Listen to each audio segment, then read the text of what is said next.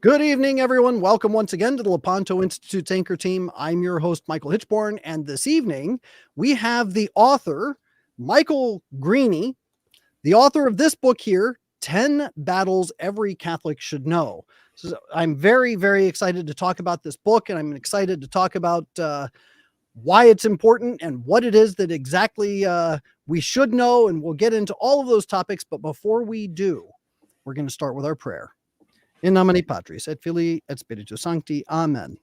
Ave Maria, gratia plena, Dominus tecum. Benedicta tu in mulieribus et benedictus fructus ventris tui, Iesus.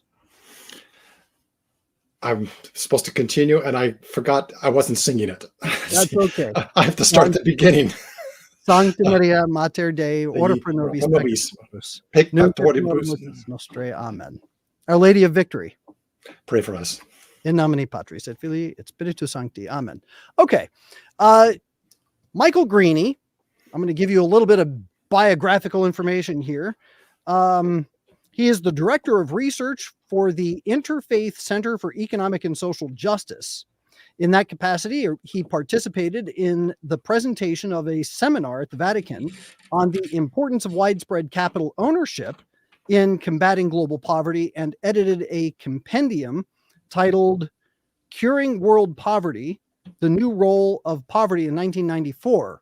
I'm guessing this is not the same kind of curing world poverty that, say, Jeffrey Sachs is trying to not exactly. In fact, was it 2 years ago, my associate and I, Don K. Brohan, did the Greater Reset.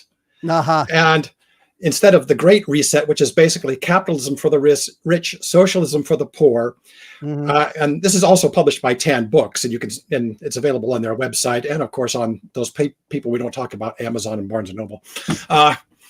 And we advocate widespread capital ownership in accordance with what Leo XIII pointed out in Rerum Novarum, and Pius XI in Quadragesimo Anno, and in subsequent things, and which, amazingly enough, for some strange reason, even though two fellows named Louis Kelso and one you may be familiar with, Mortimer Adler, came out with a book called The Capitalist Manifesto. Capitalist is the last thing it is, because it advocates a way in which ordinary people who don't have the money can become owners of capital, buying on credit and repaying for the credit for the asset with the profits of the asset itself. This was the employee stock ownership plan. And for some strange reason, even though it relied heavily on Catholic social teaching, as Adler remarked in his preface, it didn't get onto the agenda at the Second Vatican Council. Even though, if you look into why was the Second Vatican Council called, it was to combat the new things, but somehow the people who advocated the new things, the Rei Novae, the revolutionary overthrow of society, managed to seize control somehow of at least the interpretation of the council. So everything got downplayed that the council was supposed to emphasize. So that's the wrong speech for this show, but it sort of fits in. You're absolutely talking to the right crowd, because the thing is, I got my degree in political science and economics at Christendom College, so I completely understand exactly what you're talking about. We have to remember that the common definition of capitalism is an equation with the free market, but that's not what capitalism qua capitalism is. When we're talking about it as an ism, what we're talking about is an oligarchical ownership of capital, where the wage slaves are the ones we've gotten so accustomed to that idea, and the practice of what we have is that oligarchical form of ownership of capital at the top. Whereas the ideal of the free market, and the two are not the same. No, and Pope St. John Paul II made this point in Centesimus Annus. I think paragraph either 42 or 44. Oh, who cares? But he says, if by capitalism you mean, and then he lists all these qualifications, and then he finishes by saying, but it's probably better just to call it the free market. Not free meaning anything goes, but free as in circumscribed within an understandable, framework of law and custom and everything else. which Right. is what the popes have been talking about for a few centuries, and the church has been talking about for a few millennia. But who's been listening? Oh no, I keep my mouth shut. Well, right. No. This is good, and I'm glad that you bring this up because it does give context for a lot of what you cover in this book. Oh yes, and in fact, many people have said, "Well, why did you write a military book? You're being militaristic. The church militant doesn't mean that." I said, look, first of all, if you want to avoid war, you better understand what it is, because otherwise, what was it? And the name just went out of my head. The fellow said, "Those who are doomed, who fail to learn from history, are doomed to repeat it." And I'm Santayana. Okay, sorry. I even put it in the preface to this book, quoting him. And if you don't understand how war comes about, and frankly, there are some people who say all wars are economic. Well, that requires some twisting, but yes, to a large extent, economics has a great deal to do with it, because some people want something and other people want it, and they're not willing to work for it. It's easier to take it from the other people who do have it. Right. I mean, the whole Turkish Empire under the Ottomans was, what did they accomplish? I mean, you can point to other parts of Islamic civilization and say they made some great advances. I mean, you can say, oh, wow, they invented the zero. What did they have? Nothing, but that's another joke. But the Turks, they stole from other Muslims. They stole from the Christians. They stole from everybody. Even the great Blue Mosque in Istanbul, was constructed by Christian slaves and renegade Christian engineers.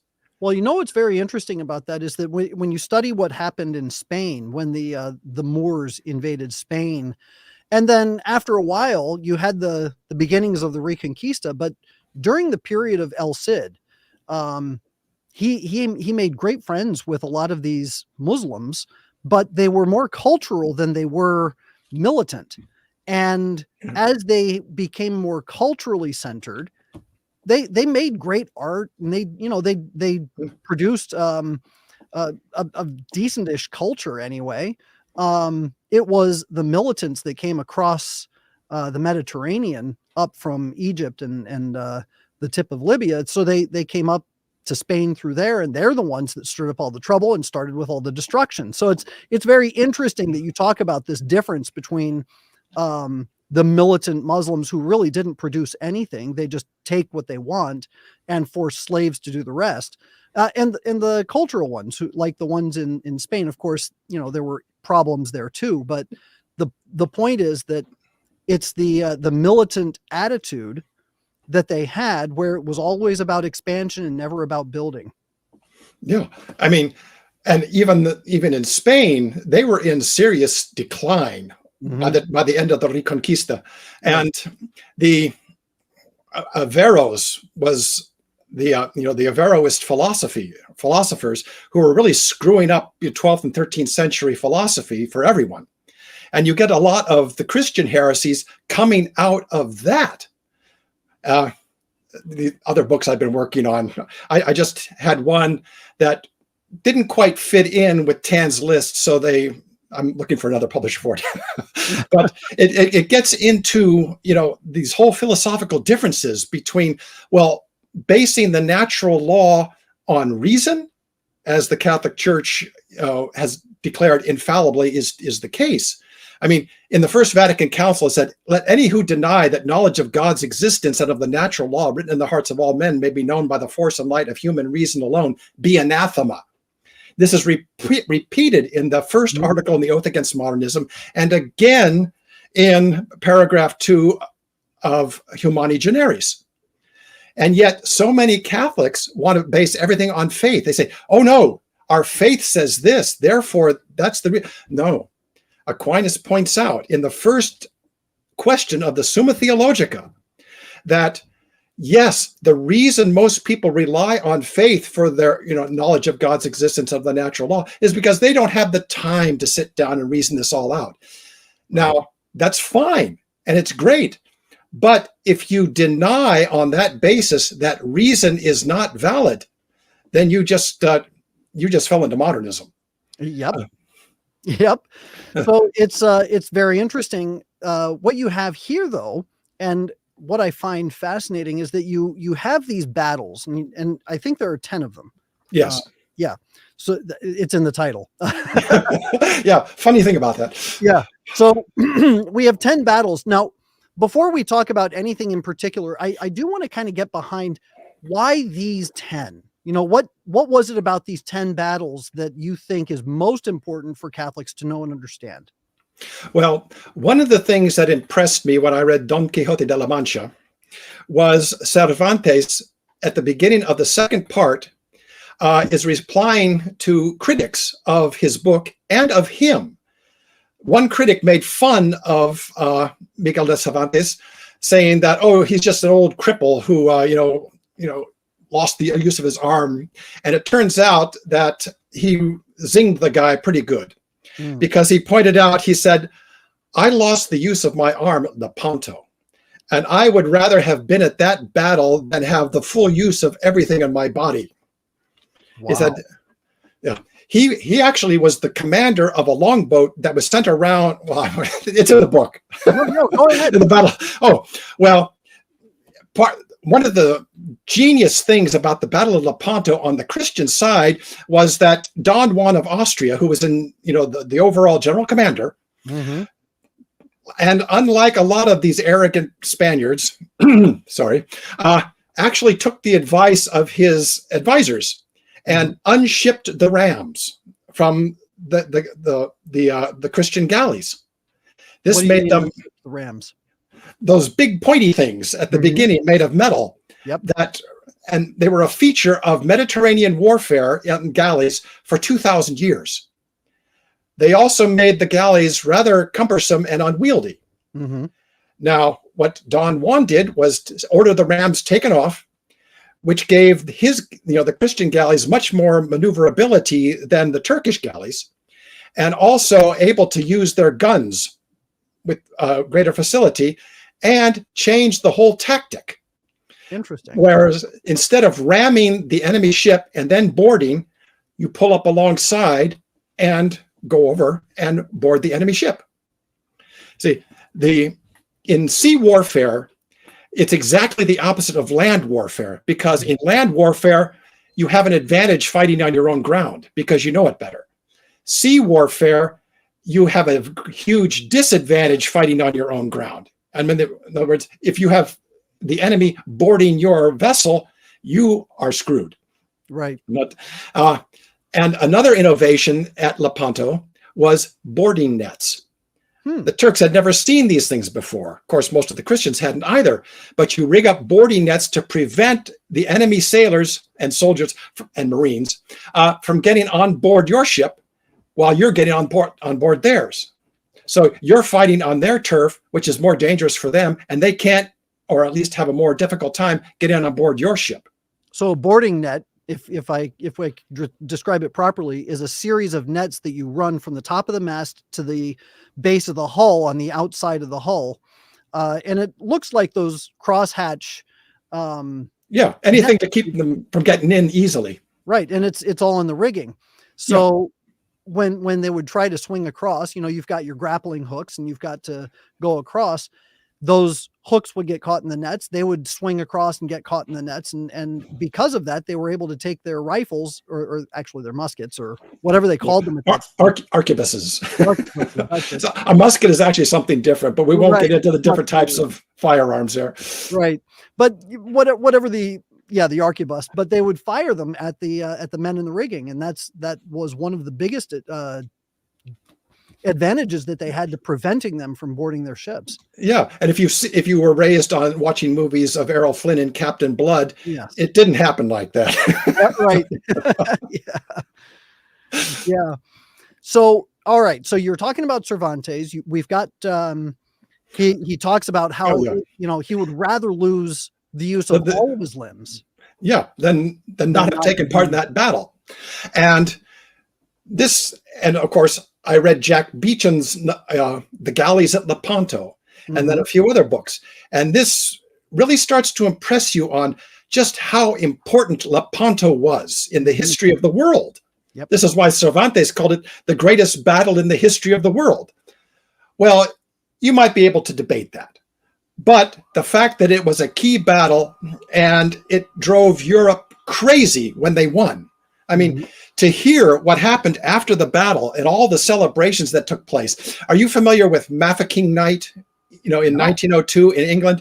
I mean, when after the long siege of Mafeking during one of the Boer Wars was relieved, England went crazy. I mean, bonfires were lit all over the city. People celebrated. Mafeking Night became, like almost proverbial. Of course, most people don't remember anything about it nowadays. It was 1902. Most people don't remember anything that happened 30 years ago. But Mafeking Night was nothing to the way they were celebrating in Europe. I mean, the Protestant countries went just as nuts as the Catholic countries. No kidding. Elizabeth I ordered, celebrations throughout England, and a special service and all the bells to be rung and special services to be read in all the Anglican churches for, I forget how long she said. But this is how important it was. Right. And the Protestants did nothing to help. They did a lot to help. Did they? Yes. And in fact, one of the things that Don Juan of Austria insisted on before the battle was that everybody go to confession and pray the rosary. Right. Protestant, Catholic, Jew, or Muslim. Really? And apparently the danger was so great, even the Jews or the Muslims didn't have any problem with it. Huh. I mean, this is how much a lot of the other Muslims hated the Turks. I mean, yeah. And so I started, Jack Beecham's novel, it's not a novel, book, and a number of the others, they'll talk about, like the siege of Malta and how that led up to Lepanto and possibly the siege of Jegatvar and everything. But where did this begin, and why was the whole crusade against the Turks different from the other crusades and even the Reconquista in Spain?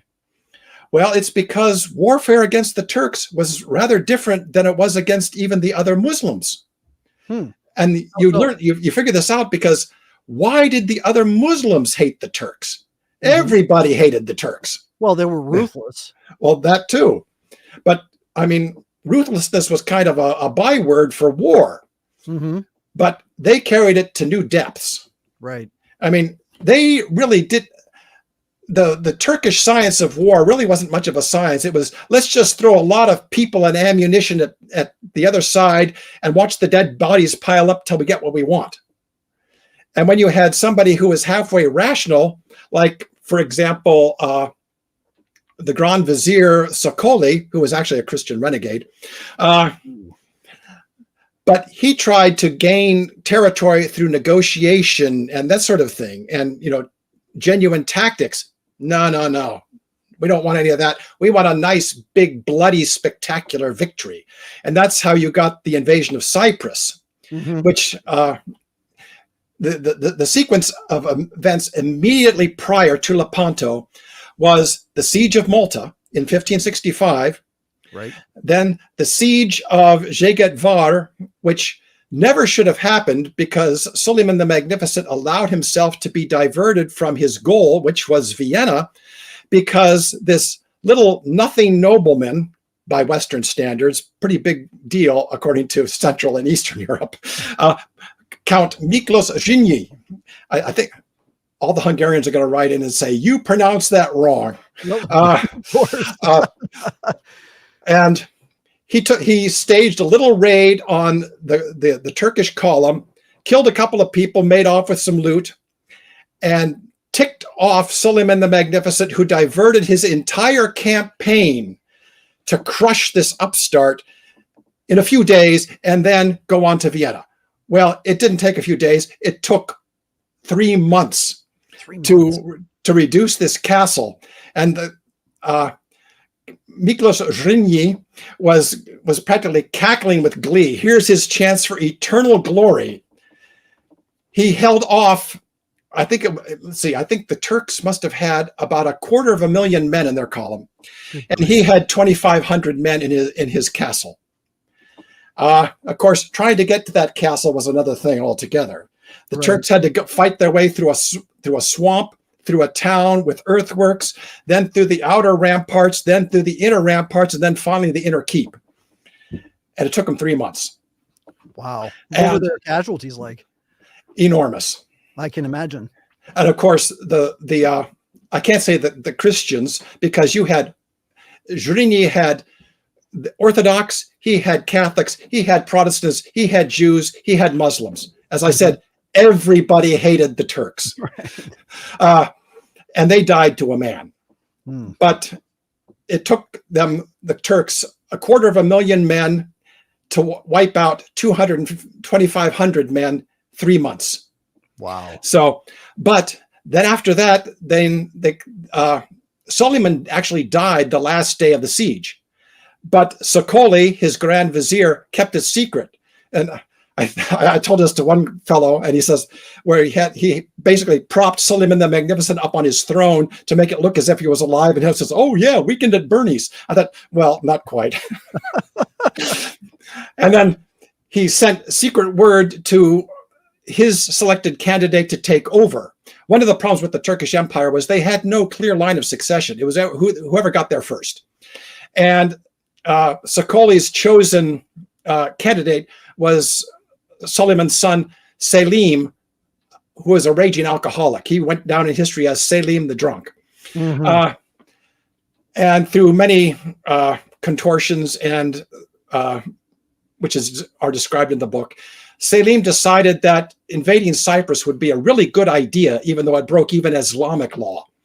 And Selim, if I recall, wanted to take Cyprus because he really coveted the wine. That's one reason.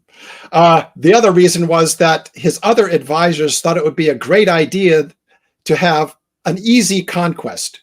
Well, the capital city of Nicosia turned out to be a fairly easy conquest. It fell after about a month. The governor was incompetent. He wouldn't do anything that the Venetian Senate ordered him to do, including free the serfs, even though the serfs' owners were saying, we want them freed because this gives us a whole army to withstand the Turks. Well, that whole thing was bungled. But Famagusta, which was an unimportant seaport town in the south of Cyprus, was another matter. There you had one of the greatest Venetians who ever lived, Bragadino, as civil governor. And he worked very well. I mean, even the Cypriots, I couldn't think of the name for them. And they'll write in now too. Even the Cypriots liked him, which for a foreign governor was something. And he got the Catholics and the Orthodox to work well together. And siege of 11 months. And which Sakoli could have ended after 2 months if they had let him negotiate, and they ended up having to negotiate anyway, and then broke their word at the Sakoli was about ready to start killing people after, when he found out what they did. They got Bragadino to surrender and then murdered him and took everybody slave. And Sakoli was going, nobody's ever going to believe a Turk after this. Right. I said, especially when it took them 11 months and untold casualties to do something that he could have accomplished with the negotiation in 2 months. Oh no, we want nice, spectacular, bloody victory. Well, guess who found out about what happened at Famagusta 2 days before the battle? The Venetians and everybody in the fleet at Lepanto. Right. Which gave them a certain edge against the Turks. We don't dare lose now because we can see what Turkish word is the word of the Turks is worth. Right. So well, Famagusta became kind of a rallying cry. Oh, yes. Like remember the Alamo or yes, something along those lines. But then where did this all begin? Well, we have to go back to the 11th century, the dreadful day of Manzikert, which was the new Basilios. We can't really call him an emperor because he wasn't an emperor. They called him Basilios, which was sort of, I'm not sure there's a translation, but emperor is close enough. Byzantine emperor, even though the Byzantines will say, no, that you're not being absolutely correct. The Ottoman Turks, which were a new feature in the area, came in took a chunk of Byzantine territory, and he wasn't going to let this stand. And if he had been obeyed and hadn't had to rely on mercenaries and hadn't had the bureaucracy betray him, he would have carried it off, and he would have, basically chased the Turks out. But as is related in the book, he was captured. The bureaucratic party back in Constantinople betrayed him and essentially managed to get a worse deal than he got, a worse deal as trying to fight the Turks than he got as a Turkish captive. I mean, all he would have had to, Alp Arslan, who was the Turkish commander, didn't want to take over want to take over the Byzantine Empire. He wanted to take over Egypt. And he figured, kind of on the opposite side, isn't it? Well, as I said, you're talking geopolitics. They're very complicated. Right. Yeah. But because the bureaucratic party was so stupid, they managed to lose the Byzantine Empire in a generation. Well, what was the impetus for going to war to begin with? Well, Romanos Diogenes IV wanted to get the Turks out of the Byzantine Empire. He was trying to restore it after the damage done by the bureaucratic party. Right. And of course, the bureaucratic party said, no, we want to retain power. So they screwed that up. Of course. And so after screw everything up. Yeah. After Alp Arslan did his business in Egypt, the Turks decided, well, now that the Byzantines have proven themselves to be so weak and gotten rid of their most effective military commanders, we'll just start moving in there. And by 1451, Constantinople had fallen, the last vestige of the Byzantine Empire. Right. Yeah. Which set the stage for Dracula. Had to bring in Dracula. Of course. Now, before we get into Dracula, I want to remind everybody, we're talking about the book, 10 Catholic Battles That Every Catholic Should Know. Our guest is Michael Greaney. Michael is telling us about how, why warfare kind of happened with regard to this string of events that took place with the Ottoman Turks, and how the Ottoman Turks, basically, it sounds like what you're telling me is that for goodness, 600 years, 500 years, the Ottoman Turks have been at constant more like 800 years. The Ottoman Turks have been in a state of constant warfare with the Christian West. So the incursions that we're talking about, going all the way back to Manzikert and talking about the encroachments into the Byzantine Empire or Empire. Is that the right word? Well, call it the Roman Empire, the Eastern Roman Empire. Eastern Roman Empire. The Greek-speaking, non-Latin Roman Empire. There we go. More precise. Yes. And so now we're talking about getting up to a Romanian hero. He is still hailed as a hero. I've been to Cluj in Romania. I have friends in Romania, and I've seen a lot of the discussions. I actually went to one of Vlad Tepes's, not really a palace. It was more of a large manor house that was there in Cluj. And so I know some of the history, but please do enlighten us as to how he plays a prominent role in fighting these Ottoman Turks. Yeah.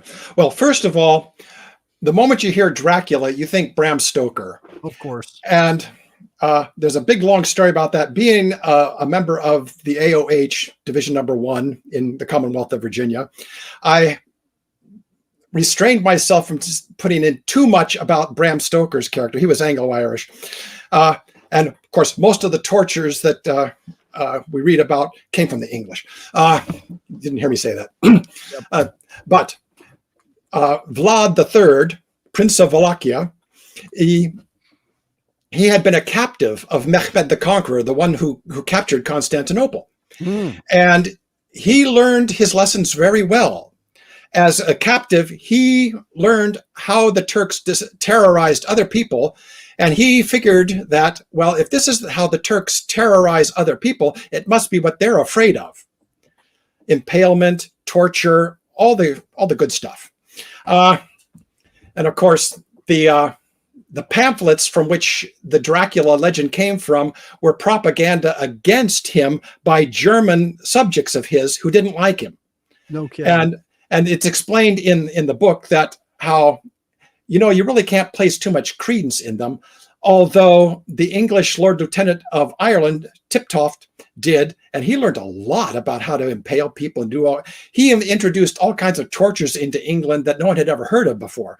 He got them from these German pamphlets, which were among the incunabula, pre-1500 printed books. Well, some of those were against Dracula, Vlad, because the Germans didn't like him. So they exaggerated a few things, just a few. So lining the roads with the heads of the Turks was not necessarily a thing? Well, lining them with the heads of Turks was one thing. If he had killed as many of his own people as the Germans say he did, he would have killed 2 to 3 times as many people as were in his dominion. Right. Well, the atrocities that he's accused of with regard to his own people are ridiculous. There is no living memory among the Romanians of anything of that sort. And the Romanians that I spoke with all said it's ridiculous what they've said about, what he did to his own people. He was very good to his own people. Yeah. Oh, he inspired incredible loyalty. Mm-hmm. And nobody who goes around torturing people inspires that kind of loyalty. Right. Now, what he did to criminals is another matter. Mm-hmm. There's a legend, it's not in this book, but he was so horrific against criminals that he put a jeweled cup by a well so that travelers could refresh themselves, and it was never stolen. And of course, he wasn't quite as bad against criminals as we might think, though, because otherwise he wouldn't have been able to empty the prisons to get soldiers to, he promised a free pardon to anybody who would, join his army to attack the Turk. No holds barred. Mm-hmm. He even went to the hospitals and said, anybody dying of an incurable disease, I will reward your family if you go and infect the Turks. Wow. I mean, he would do anything. He hated the Turks. Yes, he did. And he even managed to get the Pope, one of the Piuses, which one? Pius II? Anyway, Pius with some Roman numeral after him. He was the only one to answer the call to the crusade. Everybody else made a lot of promises, but he's the only one who actually did something. They were all kind of hoping that other people would send something so that they could move into their dominions. Of course, that left the Turk menace intact. And even without any help, he almost stopped Mehmed the Conqueror on the night of attack, which is described in the book. Got to give you a reason to buy the book or whatever else. Yes. But I mean, there is nothing that the Turks did to other people that Dracula did not do to the Turks. Yep. They were scared to death of him. I remember one story that I read about where the Turks sent a couple of emissaries to Vlad for the purpose of peace, but of course nobody believed him, believed the Turks, and Vlad sent them. They refused to remove their fezzes. Their turbans. So if they won't remove them, we'll keep them on. None. That's right. So with the nails their head and sent them back. Yeah, I think I would have preferred to take off my turban. I agree. Yep. So, all right. Now we do have these different sieges that you talk about, these different battles. You talked about Manzikert. We talked about Dracula's crusade. We talked about the siege of Vienna and the Battle of Lepanto. Now, why is it so important for Catholics to understand these battles? Let's talk about the why behind it now. We talked about the what, so let's go into the why. Okay. Well, first, one of the worst things going on, at least from the Catholic point of view, at the time when the Turks were making these battles were going on, was the Protestant Reformation. Mm-hmm. And you also had the Protestant Reformation would never have succeeded if France hadn't been trying to seize power from the Holy Roman Empire. Right. And the Holy Roman Empire hadn't been in a constant back and forth struggle with the Polish-Lithuanian Commonwealth. the Polish-Lithuanian Commonwealth didn't particularly want to take over any other part of Europe. They were worried about the Russians, or the people who became the Russians, and the Turks. But that meant they couldn't be worrying about the Holy Roman Empire, which is always poking at them, and trying. This is one of the reasons why, the three partitions of Poland in the late 18th century, the Austrians kind of reluctantly went along with it because they still wanted revenge against the Polish-Lithuanian Commonwealth for being the other power in Central Europe. And of course, the French wanted to be top dog, which meant that they couldn't allow the Holy Roman Empire to win against these upstart Protestant princes in the north, most of whom became Protestant, not because they decided they really wanted to change religion, but because they didn't want to keep on sending money south. Right. So France actually financed a lot of the Protestant Reformation and the Swedish wars to get the Holy Roman Empire off their back. So you had a four-way power struggle going on in the 16th century. France, the Holy Roman Empire, the Turks, and the Polish-Lithuanian Commonwealth, all of which came bubbling up in the 17th century, which is when, as Hilaire Belloc pointed out in a couple of his books, that's when the Protestant Reformation really took root and became a permanent thing. It didn't have to be that way. Right. And this is the supreme irony here. The princes of Northern Europe, their fortunes were built on the herring fisheries, the Hansa. Guess when they petered out? About that time. Their greatest source of wealth petered out about the time that the Reformation took hold, so that their biggest product wouldn't have found a market anyway. And fortunately, the fishermen of England and other parts of Europe found the cod fisheries of the North Atlantic about the same time. Yep. So about the same time, and America was becoming, very important. Not for the gold and silver that the Spanish were taking out. That actually helped ruin Spain. But for the agricultural products, the fish, the lumber, all the commercial products that were coming out of the New World. That was what was important, not the gold and silver. So when you see some of these movements in Central and South America saying, we want you to return our gold and silver, take it. It wouldn't do you a damn bit of good. Excuse me, darn bit of good. I forget that. That's all right. I said, what you need in Central and South America, and we've actually, CESJ, the Center for Economic and Social Justice, has done some work there. Of course, it kind of petered out due to, when liberation theology just came pouring in. Mm-hmm. How do we, the solidarity movement, especially in Costa Rica, with, oh, darn it, I forgot his name. They're going to kill me here. One of the most important people in recent Costa Rican history, and I can't remember his name, but he may have actually studied under Heinrich Pesch. And he also, oddly enough, studied Louis Kelso and Mortimer Adler, and said, how are we going, the solidarity movement in Central and South America and the expanded ownership movement in the United States almost joined forces, so that you would have had, if you could have just gotten, you don't have to force, agrarian reform and break up these people's fortunes, because the last thing the rich in Central and South America want to do is lose their land. Right. Well, but there's industrial and commercial development that can take place as well. That's how you can spread out the wealth. You don't have to confiscate land. These people can be left with their wealth intact.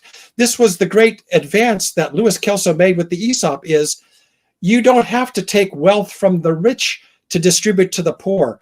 The poor can create their own wealth financed by the wealth itself. Mm-hmm. I have a couple hours lecture on, how banking is really supposed to work.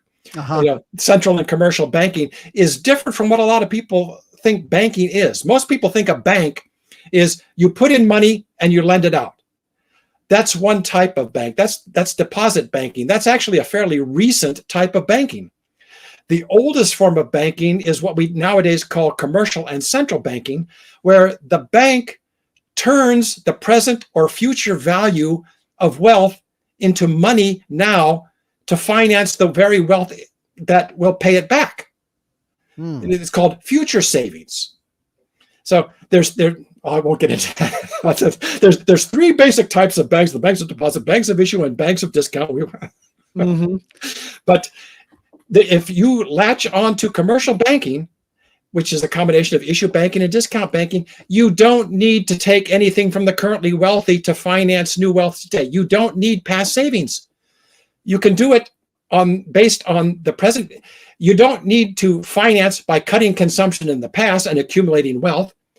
You can increase production in the future, which is certainly much better than what we do today, or what most people assume you do today. The greatest industrial and commercial expansion in history was in the United States in the latter half of the 19th century, which was not financed out of past savings. It was financed out of future savings, expansion of bank credit, not piling up wealth. Wealth was disappearing. You had to pay for the Civil War. I mean, Right. Yeah. There wasn't any savings. Right. Well, and the thing is, a lot of people don't realize, most of the talking points about the Civil War is that, well, the war between the states really, is that it was all fought over slavery. But watch yourself, because my great-great-grandfather died in a Confederate prisoner of war camp. We will refer to it as the Civil War when I'm speaking. I have relatives that were in the Northern Army as well. One of which dug a musket ball out of his cheek with a spoon while in a Confederate prison camp. But the what I was going with is that a lot of people think that it was just about slavery. But the fact of the matter is that a lot of it had to do with tariffs that the North was placing on the South when it came to the textile market, and they were actually disallowing the South to trade directly with the French and the English because they wanted to make sure that they were getting a cut. So they created this kind of circular tariff that was going on, and they were putting such economic pressure on the South that the South, this is what led up to Fort Sumter and everything else. But it's very interesting to me what you talk about, how all war is economic, and absolutely is, especially something like the Civil War, I think is a great case in point. Yeah. Well, one of my favorite stories is, Abraham Lincoln, when he met Harriet Beecher Stowe, said, "So this is the little lady who caused such a big war with Uncle Tom's Cabin." And I always say, no, the little book that caused the big war was David Christie's Cotton is King. It convinced people that the economy of the United States and the British Empire relied absolutely on slave cultivated cotton. You can't grow cotton any other way. You have to have slaves. I mean, this is the whole point of the book, which is stupid. Right. And because if it had relied on slave cultivation of cotton, then the entire economy of the United States and Great Britain would have collapsed after the war. Right. I mean, yep. But if you ever want to read it, I believe it's available free online. You can get the full text. Cotton is King. It was quoted on the floor of Congress and everything else. It is the most logically argued, horrifyingly illogical book you'll ever read. So let's go back to talking about what was developed in South America, and of course, obviously, when we talk about economics, especially the economics of solidarity, as you were describing, in relation to the liberation theology movement, and how liberation theology was counter to that, and actually counterproductive, because a lot of it was predicated on envy. If you could talk a little bit about that. Oh, yes. Well, see, and this is where we're very interesting, and I probably should write a book about it if I ever get all the other books written, is that basically Central and South America as it exists today is the product of the Napoleonic Wars. Mm-hmm. And another product of the Napoleonic Wars was something called the Rei Nove, the new things, the democratic religion of socialism, the modernism, the New Age. These are not, the names by which they were known back then. Mm-hmm. But I mean, Gregory the 16th called them first the novelties. And then in 1834, he used an ancient Roman term, Rei Nove, new things, which Leo the 13th took as the title of Rerum Novarum. So Catholic social teaching begins a bit earlier than most people think. Right. But this got translated into, and Pius IX, by the way, who really helped move the church forward, was the first person to become pope who ever visited the Americas. He went on a special mission for Pius, trying to keep all the Piuses straight, Pius VII. But the problem was that Central and South America were put on, the economies were the latifundia model. A few people own everything, everybody else works for them. And this is basically the wage system as well. The idea, the few experiments they tried to, for expanded ownership were crushed very quickly. Now, the new idea of socialism is not break up the capitalist model, but to shift ownership from a small private elite to a small public sector elite, usually the same people, amazingly enough. And it was these ideas that formed the root of, not merely liberation theology, but modernism and socialism. And I mean, if you look into some of these people who are considered the authorities on, say, social justice today and find out where they got their ideas, Monsignor John A. Ryan, who is like Mr. Social Justice, at the Catholic University of America, his doctoral thesis in 1906, A Living Wage, it actually redefines natural law. He says, private property is a natural right, but not like other natural rights. Well, right there, you violated the first principle of reason, which is that which is true is as true and is true in the same way as everything else that is true. And that means that if it's a natural right, it's a natural right exactly the same way as life and liberty. Right. And yet Monsignor Ryan said, oh, private property is a natural right, but not like life and liberty. Well, you just destroyed your own argument right there. And he was saying that the way most people are supposed to earn a living is wages. Well, if you look at Monsignor Ryan's program and the program of the Fabian Socialists in England and the program of Henry George in the United States, Henry George never called himself a socialist. He said, oh, socialism can only work in, primitive economies and in decaying economies. Well, abolition of private property is socialism, whatever you want to call it. The two most popular socialist books in the 19th century in the United States, Looking Backward, and Henry George's Edward Bellamy's Looking Backward, and Henry George's Progress and Poverty, both made a point of saying that what we're talking about is not socialism. We're just abolishing private property. Oh, okay. And in fact, I got into an argument I was at a Georgist convention one time, and got into an argument with one of them. And I said, Henry George said that the way to, have create this new world, the kingdom of God on earth, is to make the state the universal landlord without calling itself so. And he said, that's a lie. There was a copy of Progress and Poverty on the table right next to us. I picked it up, turned to page 406, and pointed out to him. I had quoted it almost verbatim. And he got a funny look on his face, didn't say a word, turned and walked away. Oh, of course. But anyway, so you had this giant latifundia movement and, of course, economy. So what sounds really good to peasants who are basically slaves in all but name? I mean, slavery wasn't abolished in Brazil till 1890 something. Right. And so what you had was socialism that sounds really good to people who don't think they ever have a hope of owning anything. Now, when, darn it, I can't remember. I'll probably remember it at 3:00 in the morning, wake up and say, oh, of course, it's Don, what's his name? But he was very familiar with Heinrich Pesch and may even have studied it under him because his father was in the Costa Rican Diplomatic Corps. And he was in Europe with his father at just the right time, right before Heinrich Pesch died in 1926.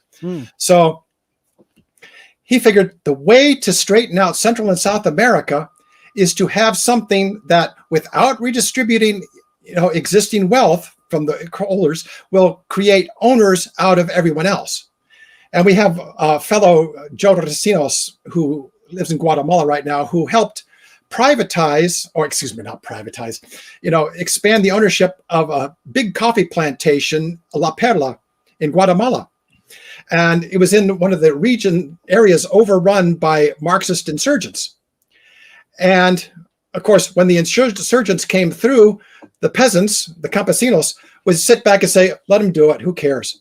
Well, when they got ownership of half this plantation, and they still have it, I believe, the next time the insurgents came through, they requested, rifles to fight them off. Yep. And in fact, some of the insurgents said, hey, can we become part of your plantation? Yeah. Yeah, well, and that's really kind of the bottom line. And as we were pointing out with the Turkish Muslims, they didn't actually build anything, they didn't create anything, they just take what they want. And the same is true with the socialists. They just take what they want, and they wind up being far more destructive than they are constructive. They talk about building a great new society when really they're not building anything. And one of the things that I find fascinating about the study of socialism versus the study of capitalism in the big C sense, which is basically oligarchical ownership of wealth. It's the idea of dialectical materialism. And that really is the essence of the problem, where we're having a conversation about who gets to own what. That's dialectical materialism in a nutshell. And really all they're talking about is how the two halves can steal as much money from the middle class as they possibly can, and the poor, and to keep everybody poor so that they can, have a small cadre of wealthy individuals running everything. So it's fascinating to look at all of these things in play, and to also recognize that the foundation of just about every war that we've got, as you pointed out, is based in economics. There are a lot of ideological aspects to it, and certainly a lot of religious purposes for going to war. But by and large, the majority of the wars that have ever been fought are all built around either a desire to take something that somebody else has, or it's built out of necessity. There are people that go to war with neighboring countries because they're starving. They have nothing, and they want to take it from their neighbors because they have no other means of feeding anything. Yeah. I mean, a lot of people don't understand how the classic Roman Empire expanded. A lot of it was not by fighting, except in the East. What they would do is that Roman traders, Traders, would start working their way into an area, and the people would become, enamored of these great trade goods. I mean, when you read about some of the products that the barbarians, loosely used, were producing for themselves, and then compared to what they could get from Rome.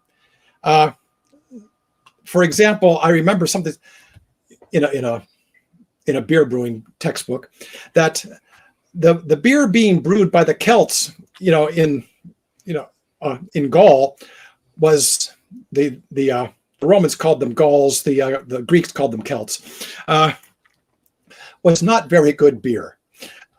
They loved Roman wine, and sometimes would barter themselves away to get a big amphora of Roman wine. Well, if you were stupid, yeah. I mean, being a raging alcoholic is one thing. Becoming a slave to become a raging alcoholic. Becoming a slave because you're a slave to drink. I may be a slave, but I'm happy. Yeah. And never sober. Right. But then they would make treaties with these people. And when you look at why did Caesar fight the Gallic Wars? Not because the Gauls were, objecting to being taken over. Some of them were objecting to having been taken over. Mm-hmm. They had treaties. And the one thing you did not want to do with a Roman was break a treaty. Right. The Jews found this out. They made a great treaty, and I forget when, but it's recorded in the books of the Maccabees, to get rid of the Greeks. And for quite a while, the Greeks and the Romans, the Jews and the Romans got along pretty well, and still got along pretty well even up to the time of Jesus. This image that, from popular fiction these days, that Rome conquered Judah. No, they didn't. That was a treaty arrangement. Judea was a treaty state and a very favored one. They didn't have to supply soldiers for the Roman army. Everybody else did. Right. But the Jews even got respect for their religion. I mean, oh, well, you don't because you're Jews, you don't have to worship, the official state gods. You don't have to burn incense to the emperor. This is how favored you are. And the early Christians fell under that until the Jews and the Christians kind of separated and were viewed as two different groups. Then all of a sudden, the Christians found that they were coming under the law for, oh, you're not burning incense to the emperor. You're not supplying soldiers for the legions. You're not paying your taxes the right way. Uh-oh. Yep. That's when the persecution started. But what the almost lost the thread there. Where was I going? We're talking about the Celts and the yes, taking over. What caused the Gallic Wars was certain chieftains deciding we don't want to keep supplying men for the legions and all these goods and services and raw materials for Rome when we should be keeping it ourselves. So they rebelled. And this is why Julius Caesar was able to, he fought the Gallic Wars, but you notice that if you read them, he had a lot of Gallic allies too, who liked being Roman allies. Very messy business. But this is how, the Romans didn't exactly, not like some other people, not like the Turks, they didn't wage war for profit. They waged war because they had to. To a Roman, profit was maintaining a peaceful society so you could tax the hell out of them. Right, yeah. And of course, the Jews didn't pay taxes because only Roman citizens paid taxes. This was the reason for that census, during which Jesus was born. You had to find out how many Roman citizens there were so you could restore the tax base. Right, exactly. Yeah. Everybody else paid tribute. So which meant that your own government taxed you, and then your government paid the tribute to Rome. Of course, the average citizen didn't know the difference. I thought, oh, what's the, whether it's tribute or taxes, who cares? I'm out the money. Right. Yep. Yep. So we are talking with Michael Greaney. His book is 10 Battles Every Catholic Should Know. You can get it at 10 Books. It's currently available in their bookstore.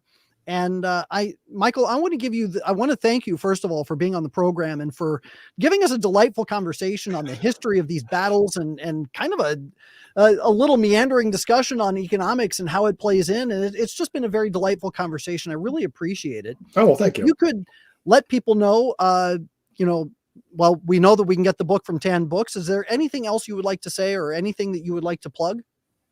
Not at this time. We have, unless you want to, we have a number of free, if you were interested in what I said about non-military stuff, the Center for Economic and Social Justice has free downloadable books.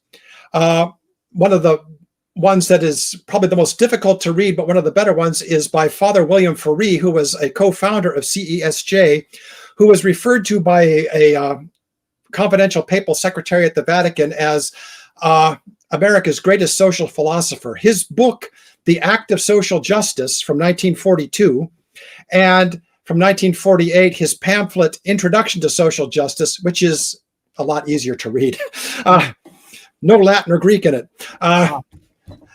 Is from 1948. They're both available as free downloads from www.cesj.org, as is a couple of books that I wrote, Economic Personalism. It was at the behest of a Vatican official. It was supposed to be a short paper. It ended up being a 40,000 word book. So wow. It's free. They said, well, we like it, but it's too long for our purposes. All right. Well, thank you so much for being on the program. And everybody, please check out the book, 10 Catholic Battles. You can get it at 10 Books. 10 battles every Catholic should know. We got Catholics have more than 10 battles, trust me. Yes. Oh, goodness. I'm sure. And once again, thank you so much. We'll go ahead and close with our Ave Maria. In nomine Patris et Filii et Spiritus Sancti. Amen. Ave Maria, gratia plena, plena, Dominus Dominus tecum, benedicta tu in mulieribus, et benedictus fructus ventris tui, Iesus. Oh, I thought you were leading. Sancta Maria, Mater Dei, Dei, ora pro nobis peccatoribus, nunc et in hora mortis nostrae. Amen. Our Lady of Victory. Pray for us. In nomine Patris et Filii et Spiritus Sancti. Amen. All right, everybody, you have a great weekend, and I will see you next week.